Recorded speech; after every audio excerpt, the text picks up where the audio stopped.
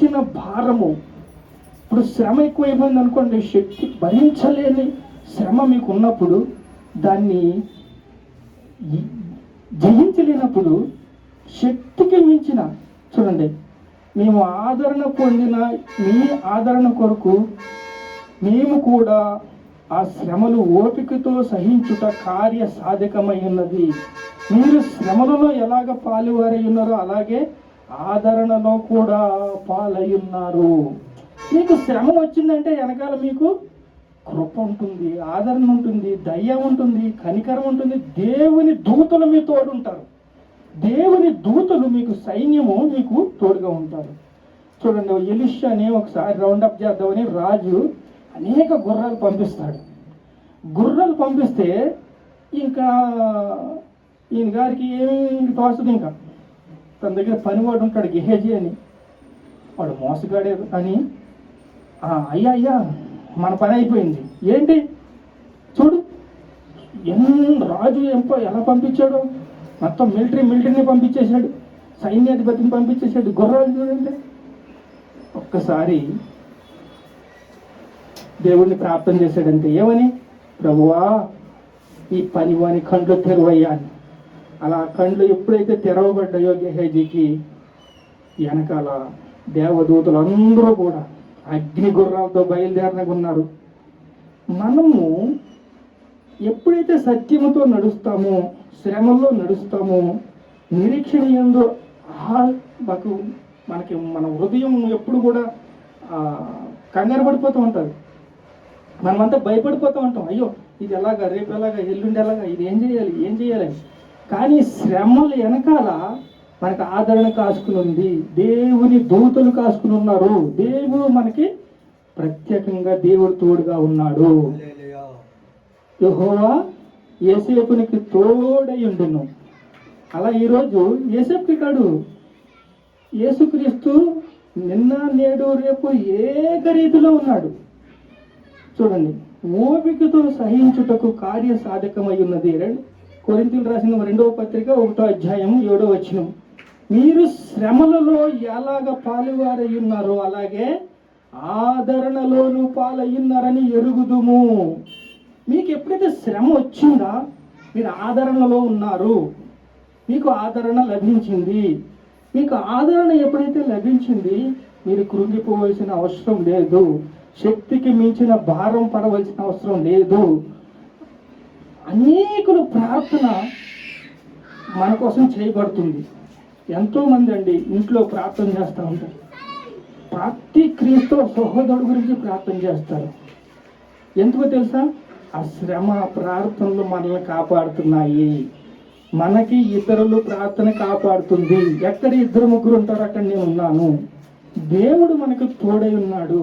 అంటే మనకి ఏంటంటే కలెక్షన్ ఏంటంటే, కాలు ఎలా కట్ అయిపోకూడదు, నెట్వర్క్ పనిచేయాలి అంటే మన కలెక్షన్ ఏంటంటే ప్రార్థన.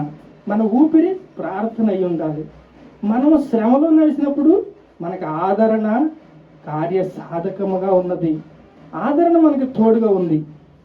శక్తికి మించిన భారములతో కృంగిపోవలసిన అవసరము మనం లేదు. మనం ఎప్పుడు కృంగిపోతామంటే, అపవాది వచ్చి అనేక రీతిలుగా మమ్మల్ని కృంగలు కొట్టాలని, ఏమొచ్చింది నీకేం చేసావు, ఏమొచ్చిందని, అయిపోయిందా, ఎంత స్టెప్ అని ఎక్కనే, ఎన్ని అద్భుతాలైనా చూడండి, ఎన్ని ఆశ్చర్యకార్యాలైనా చూడండి, అయిపోయిందా అంటే మొత్తం టైర్లో గాలి తీసేస్తున్నాడు పని. అంటే మన శ్రమల్లోని మనము ఆదరణ పొందుకుంటున్నాము, దేవుని కృప పొందుకుంటున్నాము, దయ పొందుకుంటున్నాము, స్టెప్ బై స్టెప్ ఎక్కుతూనే ఉన్నాం. కానీ అక్కడ మెట్లు ఎంత ఎక్కినా సరే అయిపోయిందా, ఏముంది, అబద్ధకుడాడు, మోసగాడు, దొంగతనానికి, నాశనానికి అతికి వస్తాడు, మిమ్మల్ని కృంగిపోయేలాగా చేస్తాడు. చూడండి, కొరింథీయులలోను ఆకాలోను దేవుని సంఘం అంట. దేవుని సంఘములో జొరబడ్డాడు ఎవడు, అపవాది తంత్రాలు మేము ఎరగని వారము కాదు. దేవుని కృప ఇంత అద్భుతంగా మనల్ని ముందుకు నడిపిస్తున్నప్పుడు చూడండి, 9 విషయంలో అయితే 1 కొరింథీ రాసిన పత్రిక 2వ కొరింథీ 1వ అధ్యాయం 9వ వచనం. మిమ్మల్ని అత్యధికముగా భారములను కృంగిపోతుంది, మరియు మృతులను లేపి దేవుని అందే గాని మేము నమ్మిక ఉంచటందు మరణమగదు అని నిశ్చయించుకుని మా మట్టుకు మాకు కలిగి ఉండెను. ఆయన అట్టి గొప్ప మరణము నుండి మమ్మల్ని తప్పించెను. వాళ్ళు ఏ పరిస్థితి గుండా వెళ్తున్నారంటే, వాళ్ళు బ్రతుకుతామన్నదొక్క లేదంట, మేఘాలు కమ్మేసినాయి, సముద్రం ఎగసెక్స్ పడుతుంది, అట్టి శ్రమలో ఉన్నారు. కానీ నిరీక్షణ వారికి ఉంది.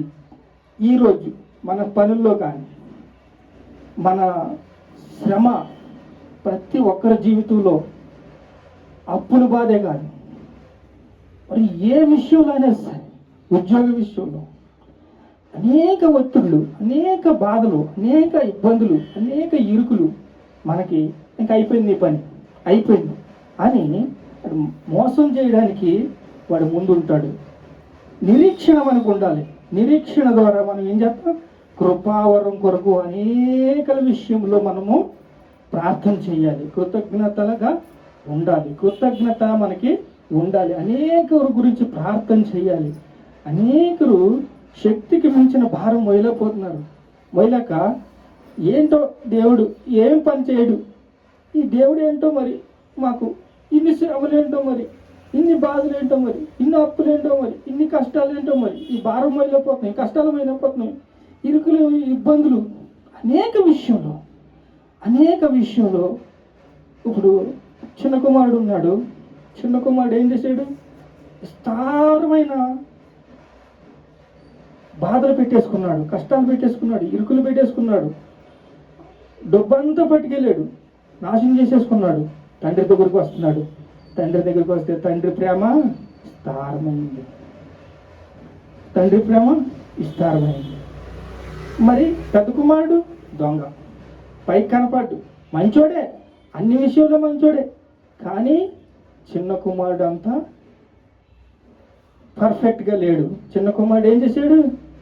చనిపోయి బ్రతికాడు. అలాగా మనం కూడా మన హృదయాలు పైనే ఉండకూడదు, పైన కడిగి బురదగా ఉండకూడదు, కడగబడాలి పశ్చాత్తాపంతో. మన శ్రమల్లోనే మనం బాగుపడతాం, దేవుని ఆదరణ ఉంటుంది, మన శ్రమల్లోనే మనకి నిరీక్షణ ఉంటుంది, మన శ్రమల్లోనే మనకు ఆనందం ఉంటుంది, మన శ్రమల్లోనే మనకి విజయం ఉంటుంది. దేవుని పరిశుద్ధ నామానికి మహిమ కలుగునుగాక. ఈ చిన్న ప్రార్థన దీవించి ఆశీర్వదించు. యేసయ్య అతి పరిశుద్ధ నామములో ప్రార్థన సమర్పిస్తున్నాం తండ్రి. ఆమేన్.